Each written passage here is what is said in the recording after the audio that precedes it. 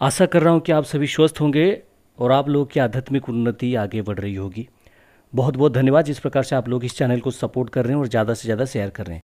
आप देख सकते हैं कि किसी ने सवाल किया था कि किसका अंदर कितना तपोबल है, वो कैसे पहचाने।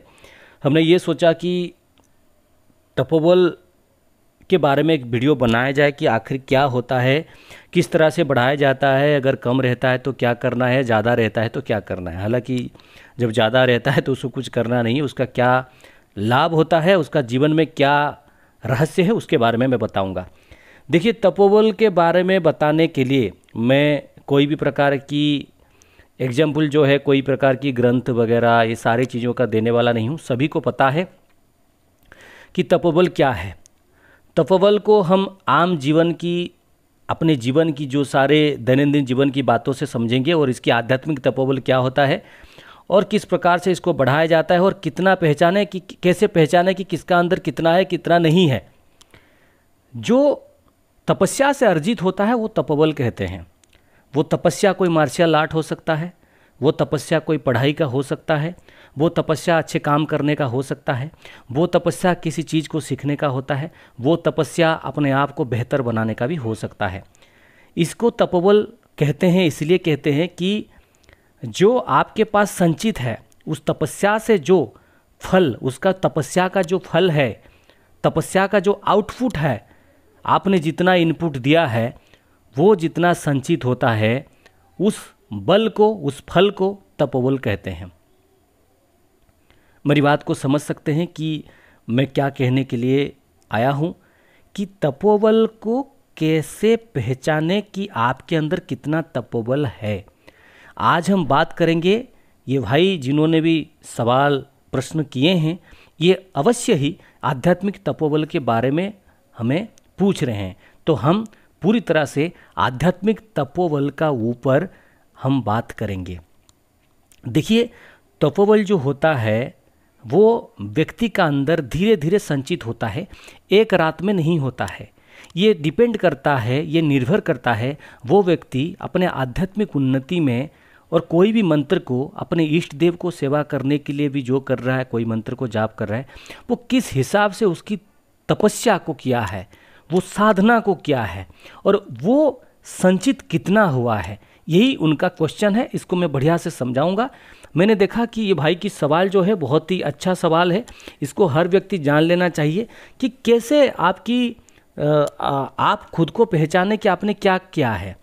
देखिए, तपस्या जो चीज़ होता है, मान लीजिए कि आप गृहस्थ हैं, कोई भी साधक है, किसी भी प्रकार से आप साधना करते हैं, कुछ भी है, आपका तपस्या वो होता है जो आपकी शरीर में आपकी ऊर्जा, आपकी पुण्य, आपके अच्छे काम वो संचित होता है, आपकी जीवन को बेहतर बनाता है, वही आपकी तपोबल है।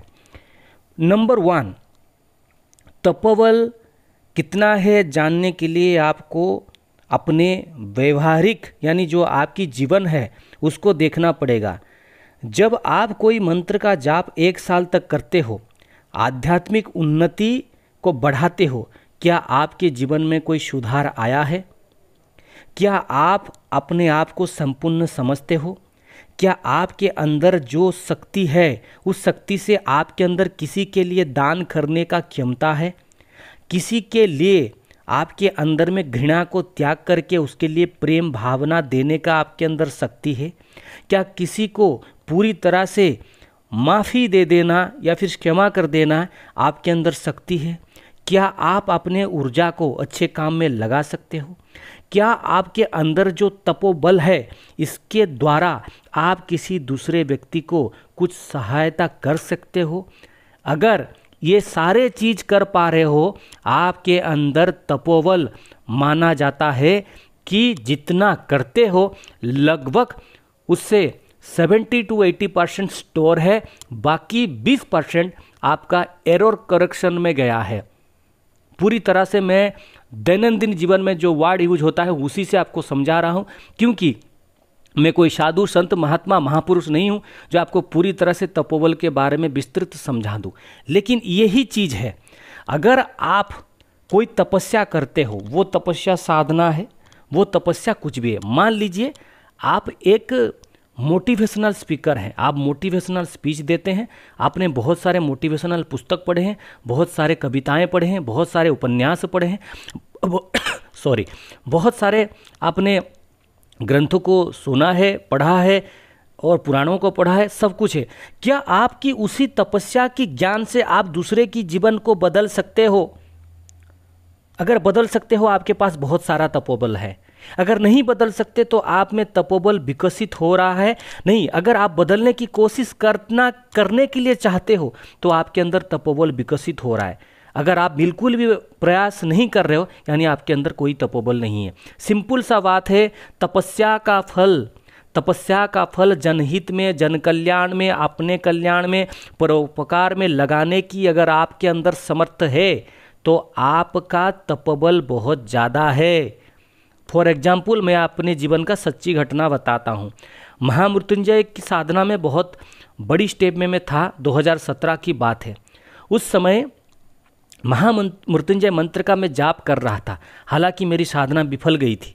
तो उस समय मेरे पास कुछ ऊर्जा एकत्रित हो रहा था, यानी कुछ ऊर्जा मुझे मिल रहा था।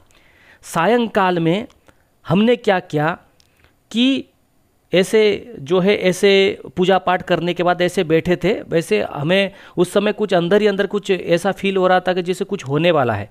अचानक ही मेरे माताजी हैं, वो मूर्छित होकर गिर पड़े।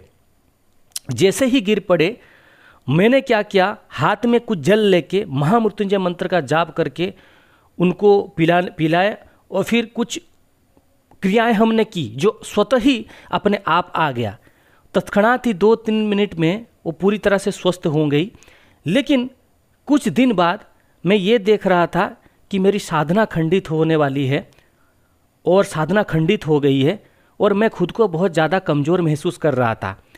इसमें मैं आपको बताऊंगा, एक बात मैं उदाहरण देने की कोशिश कर रहा हूं कि ये जो हमने दिया वो मेरा तपस्या का फल था, तपोबल था, जो कि मेरे पास पूर्णतः पूरी तरह से नहीं था और जिसको हमने दान कर दिया। लेकिन इससे एक चीज़ मिलता है, एक चीज़ मुझ में ये आया कि मेरे में इतना तो समर्थ आ गया थे कि अपनी तपोबल को मैं किसी को अर्पित कर पा रहा हूँ, किसी को तपस्या को दे पा रहा हूँ। तो वो क्या है ना, उससे हमें पता चलता है कि हमारे शरीर में हमने जितने भी मंत्र जाप किया है, लगभग आधा से ज़्यादा हमारे अंदर तपोबल है। जैसे कि हम लोग आप लोगों को मंत्र साधनाएं समझाते हैं, पूजा पाठ करने के लिए समझाते हैं, जो हमने अर्जित किया है तपस्या से, उस चीज़ को हम आप लोगों को दे रहे हैं। बहुत सारे लोग कहते हैं यूट्यूब में आके वीडियो बनाने से इनका क्या जाता है, लेकिन बहुत कुछ जाता है। ये लोग हवन कर देते हैं, इनको क्या जाता है? देखो, जिसके पास पुण्य ऊर्जा संचित नहीं है वो ऐसे ऐसे करके छोड़ देगा, उसके बारे में नहीं बता सकते। इसीलिए आपने देखा होगा जब सूर्यपाणी रुद्र हवन होता है, उसके बाद हम लगातार उसका अनुष्ठान नहीं कर पाते, महीने में 2-3 बार, क्योंकि अपने तपस्या से अर्जित उस जो हमारे शक्ति को, वो भी महारुद्र को उपासना में, महारुद्र को भक्ति में, वो भी कहीं ना कहीं थोड़ा बहुत खर्च तो होता ही है। इसीलिए तपस्या से एकत्रित हुआ बल को पहचानने के लिए, तपोबल कितना है पहचानने के लिए, सर्वप्रथम अपने आप को सवाल करें कि क्या हम इस तपस्या की फल को, इस तपस्या में अर्जित किए गए इस चीज़ को हम दूसरे को प्रदान कर सकते हैं? क्या दूसरे के लिए जन कल्याण कर सकते हैं? दूसरे की सहायता कर सकते हैं? दूसरे को क्षमा दे सकते हैं? क्या अहंकार से रहित हो सकते हैं? क्या लोभ से रहित हो सकते हैं? या फिर किसी को नुकसान ना करने का निश्चय ले सकते हैं? ऐसे अगर कर सकते हैं तो आपके अंदर आधा से ज़्यादा तपोबल है। धन्यवाद। ये वीडियो आपको पूरी तरह से समझा दिया होगा कि तपोबल कितना है, कैसे पहचाने। जय माता दी, जय महारुद्र की।